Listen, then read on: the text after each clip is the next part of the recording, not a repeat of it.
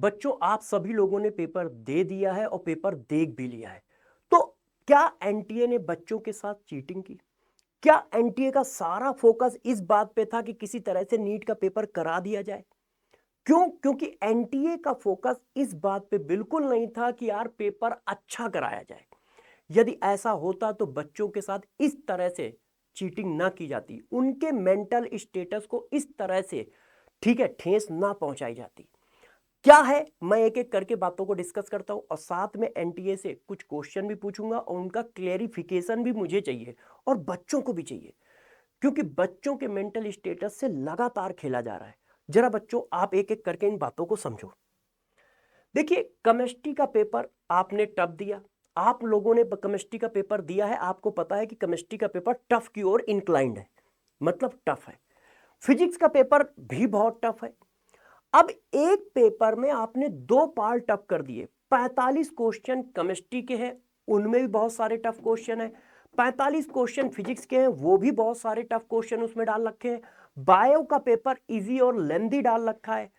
तो एनटीए से बस मैं इतना पूछना चाहता हूं कि आप अपनी फॉर्मेलिटी कर रहे थे या एक हेल्दी पेपर लेना चाहते थे, या बच्चों के साथ आप खिलवाड़ कर रहे हो?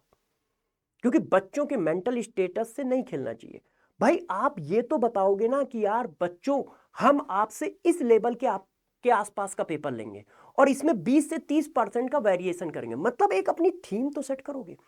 जेई का एग्जाम होता है, सबको पता होता है टफ आएगा, बच्चे भी एग्री हैं, टीचर भी एग्री हैं और बच्चा मेंटल स्टेटस में भी एग्री है कि टफ पेपर आएगा, मुझे कुछ नंबर आप क्वेश्चन करने।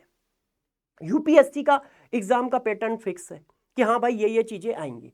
एसएससी बैंक का भी फिक्स है। मगर नीट में आपने ये क्यों नहीं फिक्स कर रखा है? मेरे पास 3 क्वेश्चन है और ये बच्चों के क्वेश्चन है, मेरे नहीं है। और बच्चों, आप भी बताइएगा, क्या ये सारे क्वेश्चन जायज है और क्या इन पर एनटीए को क्लेरिफिकेशन बच्चों को नहीं देना चाहिए कि हम इस तरह से एग्जाम कंडक्ट करेंगे? पहला, क्या हमारा 3 घंटे 15 मिनट का समय इनफ था? आप एक जरूरत से ज्यादा टफ पेपर लो, मुझे कोई दिक्कत नहीं है, आप टफ पेपर लीजिए, बच्चों को भी कोई दिक्कत नहीं है, आप टफ पेपर लीजिए, मगर टफ पेपर के हिसाब से समय तो दीजिए। आपने केमिस्ट्री का पेपर भी टफ कर दिया, फिजिक्स का पेपर भी टफ कर दिया, बायो का पेपर इजी और लेंदी कर दिया, और टाइम सिर्फ 3 घंटे 15 मिनट। बच्चा कैसे कर पाएगा? इतने लेंदी लेंदी केमिस्ट्री भी लेंदी क्वेश्चन है, इतने लेंदी क्वेश्चन को पढ़ना, समझना, कॉन्सेप्चुअली सॉल्व करना, फिर उनको बबल भरना। आप इनफ टाइम तो दो। आप अपनी फॉर्मेलिटी तो देख रहे हो कि हमें टफ पेपर बनाना है, मगर ये भी तो देखो जो सामने बैठा है उसको पेपर करने का टाइम तो दो। मैं ये नहीं कह रहा कि उसके साथ आप दया दिखाओ, बच्चे में टैलेंटेड है, बच्चे कर लेंगे पेपर। बच्चे कोई इस बात के लिए भूखे नहीं है कि तुम इजी पेपर बनाओ, दया दिखाओ। बच्चे इस बात का तो हक रखते हैं ना कि यार आप ये बता दो कि जितना टफ पेपर बना रहे हैं उसके हिसाब से समय तो दे दो। वो रिक्वायरमेंट तो बच्चों की है ना, उनका हक है ये। तो आपने जो समय दिया है क्या इनफ था? तो सारे बच्चे कमेंट करके बताएं कि जिस लेवल का टफ पेपर था उसमें 180 क्वेश्चनों के लिए 3 घंटे 15 मिनट क्या इनफ थे? पहला पॉइंट। दूसरा, क्या पेपर में इतना वेरिएशन सही है? आज आप पेपर नीट का, कभी आप पेपर नीट का बहुत इजी ले लेते हो जिसमें क्या होता है कि 20 बच्चों के 720 में से 720 आ जाते हैं। कभी आप पेपर जरूरत से ज्यादा टफ ले लेते हो कि केमिस्ट्री भी टफ डाल दी, फिजिक्स भी टफ डाल दी, जिससे क्या है बच्चा पूरा पेपर अटेम्प्ट ही ना कर सके। तो मैं कह रहा हूं इससे बच्चे के मेंटल स्टेटस पे दिक्कत आती है। वो बच्चा बेचारा प्रिपरेशन करे कैसे? मतलब वो किस लाइन को पकड़ के प्रिपरेशन करे? जैसे जेई वाला बच्चा है, एक लाइन को पकड़ के प्रिपरेशन करता है कि हाँ हमें टफ पेपर आएगा और हमें 50-60% पेपर कर देना है, हमारा सिलेक्शन हो जाएगा। अब यहां बच्चा क्या प्रिपरेशन करे कि यार 720 में से 720 की पहली रैंक आ रही है और फिर आ रही है क्या, लो 680 की पहली रैंक आ रही है। तो आप एक थीम सेट कर दो कि हाँ लेवल आप पेपर ये है, इसमें 20-30% वेरिएशन चलेगा। आप टफ रखिए, बच्चे के ऊपर एहसान मत करिए, बच्चा बहुत टैलेंटेड है, वो तुम्हारे किसी भी पेपर को फाड़ के रख देगा। बस तुम ये तो बताओ कि हम इस तरह का पेपर लेंगे लगभग, ये तो आपकी जिम्मेदारी है ना। अच्छा, अगला, एनटीए अपनी थीम, नीट के पेपर की थीम क्लियर करे कि हम नीट के पेपर को किस लेवल तक ले जाएंगे और कितना वेरिएशन रखेंगे।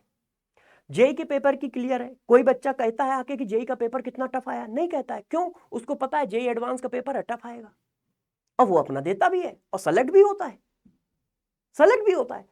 आप क्या कर रहे हो? बस मैं इतनी रिक्वेस्ट करना चाहूंगा, आप रिक्वेस्ट पूछो या क्वेश्चन पूछो, जो भी है, मैं बस इतना कहना चाहूंगा कि आप अपने पल्ले मत झाड़ो, आप अपनी फॉर्मेलिटी मत पूरा करो। जो उस पेपर को देने वाला है उसके बारे में भी कुछ सोचो, उसके बारे में भी सोचो, वो पढ़ाई कैसे करे।